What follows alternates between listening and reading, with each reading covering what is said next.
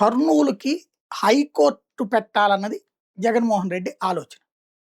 సరే అతని వల్ల కాలేదు. ఆ రోజున అడ్డుపడి ఆపగలిగారు. తర్వాత చంద్రబాబు గారు గాని, లోకేష్ గారు గాని కర్నూలులో హైకోర్టు బెంచ్ ఏర్పాటు చేస్తాం మేము అధికారంలోకి వస్తాం అన్నారు యువగళం పాదయాత్రలో.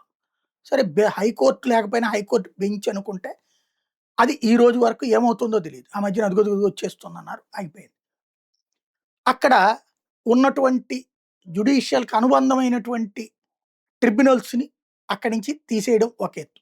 ఇప్పుడు తాజాగా జ్యుడిషియల్ అకాడమీని అమరావతిలో శంకుస్థాపన నిన్న సీజేతో చేయించారు. ఆల్రెడీ అక్కడ కోట్ల రూపాయలు డబ్బులు పెట్టి కర్నూలులో ల్యాండ్ తీసుకుని జ్యుడిషియల్ అకాడమీ కన్‌స్ట్రక్షన్ కూడా ప్రారంభమైపోయి దాదాపు 50% పూర్తయింది. ఇప్పుడు ఆ భవనాన్ని అక్కడ వదిలేయాలి. ఇక్కడికి కొత్తగా కట్టాలి. ఇది కర్నూలుకి న్యాయమా? అన్యాయమా? తేల్చుకోవాల్సిన అంశం.